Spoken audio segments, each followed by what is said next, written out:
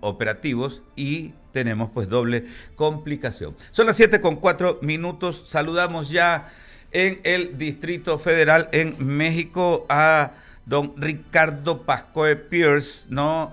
Alguien que ha prestado pues sus servicios como representante diplomático, congresista de larga data. Qué gusto enorme saludarlo desde Guayaquil con el afecto de siempre, embajador. ¿Cómo le va?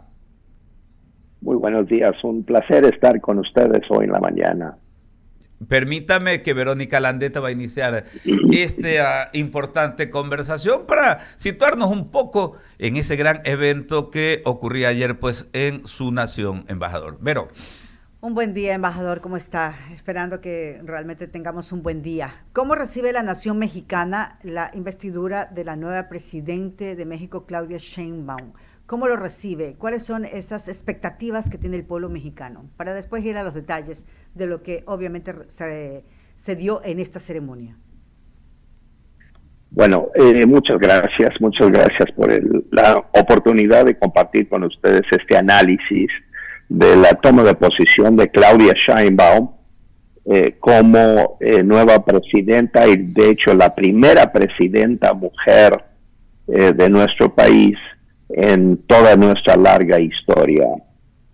Lo que es destacable es que, por un lado, se hizo un evento muy importante en la Cámara de Diputados, donde ella asumió la presidencia en la mañana, y por la tarde ella realizó un gran evento en el Zócalo capitalino, ante miles de sus feligreses, yo me atrevería a decir.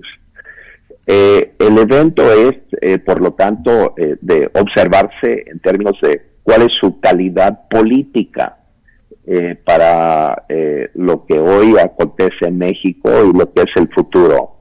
Yo creo que la primera definición de fondo es que es un evento de absoluta y estricta continuidad con la gestión del presidente y ya del expresidente López Obrador. Es decir, todo el planteamiento político que hizo fue en el marco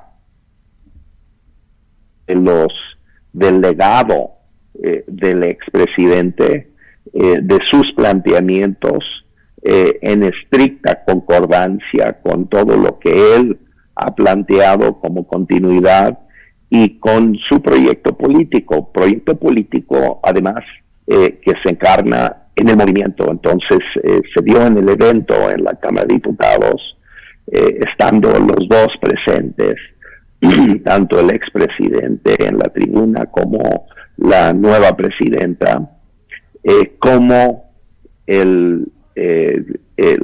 la mayoría de sus apoyadores en diputados y senadores gritaban más fuerte, es un honor estar con Obrador, es decir, una consigna que gritan sus partidarios, pero apoyando al expresidente, yo diría mucho más fuerte que presidenta, es decir, expresando su apoyo a la nueva presidenta.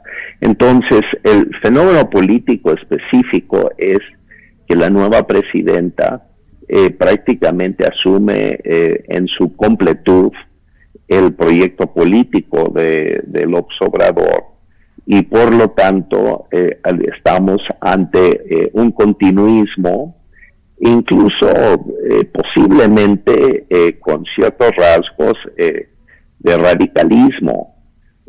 Por ejemplo, como ella adoptó ciertas posturas de López Obrador, el expresidente, insisto, en la política internacional. Hago esta referencia porque es de notarse que Ecuador, por ejemplo, no fue invitado al evento por el conflicto suscitado entre los mandatarios de México y de Ecuador, pero que ella asume entonces plenamente la postura de López Obrador frente a su país.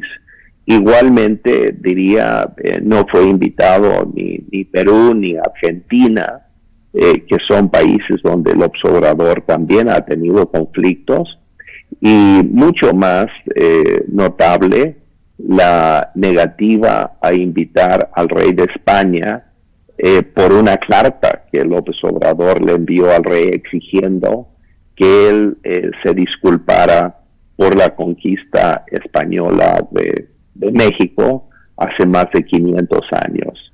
Entonces, empieza la doctora Sheinbaum su mandato ya con varios conflictos diplomáticos que ella asume como propios, incluyendo, he de decir, la acción que tomó el propio López Obrador de pausar, así lo dijo, pausar su relación con los embajadores de Canadá y Estados Unidos por otro conflicto. Entonces, todo esto habla del continuismo, y lo mismo tendría que decir con relación a lo que son las propuestas económicas, políticas y sociales de la llamada, lo que llaman la cuarta transformación de México, y agregaría que finalmente, aparte de asumir prácticamente en su integridad la propuesta económica, política y social del López Obrador, ella agregó un ingrediente que me parece preocupante, que son dos factores de conflicto futuro. Uno es que no plantea una visión distinta frente al crimen organizado, que está en un proceso de crecimiento en nuestro país, en fuerza y en presencia territorial. Y por el otro lado, ella asume plenamente la llamada reforma judicial, donde tomaron el ejemplo de Bolivia, que es un país que ahora elige por voto popular a todos sus ministros. México, ahora el Congreso de nuestro país aprobó esta aprobación, efectivamente subordinando, tendrá el efecto de subordinar el Poder Judicial al Poder Ejecutivo, tal y como ha sucedido en Bolivia, y lo vemos muy claramente en ese ejemplo. Claro que entonces, sí. Estos dos graves conflictos son expedientes abiertos, y que ella está también asumiendo en absoluta plenitud la posición del López Obrador. Entonces, resumo en que estamos frente a un continuismo sin rupturas, y de alguna manera con subordinación al proyecto del López Obrador. Estamos conversando con el embajador Pasco Pearce, y obvio, definitivamente sí, habíamos hecho una anticipación de todo lo que ella había comprometido, obviamente durante su investidura. Lo que quisiéramos es un poquito más de detalles, ya que ha mencionado a quienes no fueron invitados, quienes sí invitaron a esta ceremonia, que también la vimos muy marcada por un tema multicolor y también folclórico. ¿A qué se debe todo este colorido definitivamente en esta investidura del nuevo presidente de México, que es Claudia Sheinbaum? Bueno, hay que distinguir los dos eventos.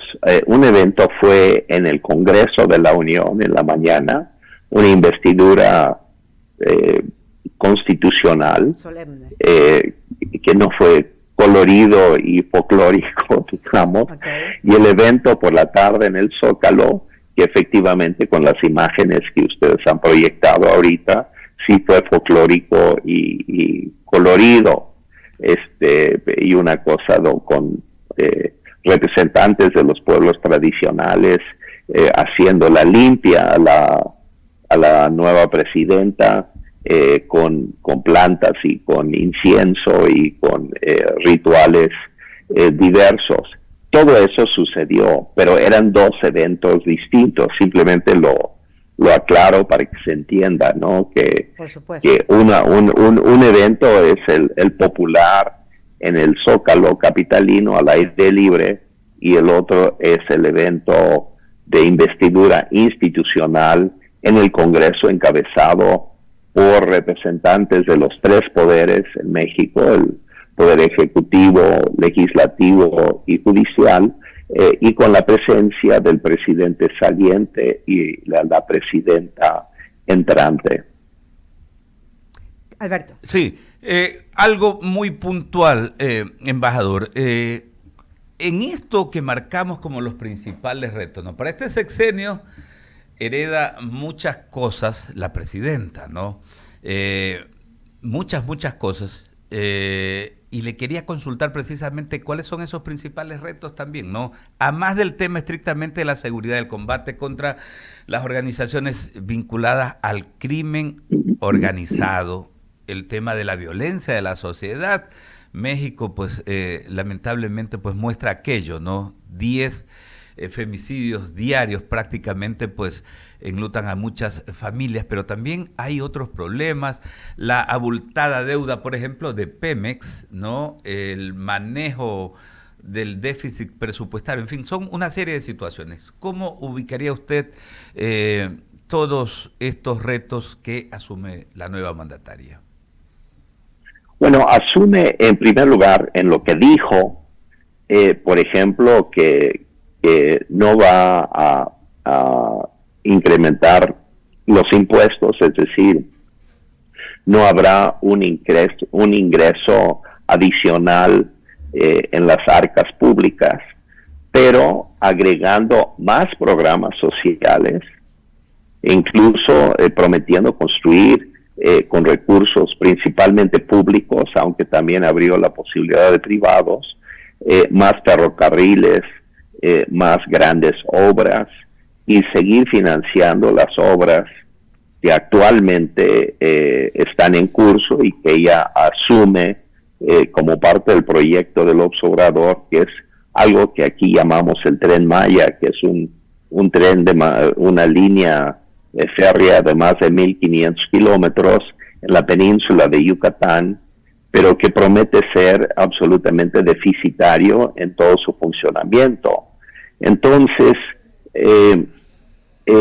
queda la duda, en realidad, ante la necesidad de reducir el gasto público, porque ha crecido el déficit a niveles que están colocando a México en una situación de ser de recibir una rebaja en su calificación crediticia por las agencias internacionales.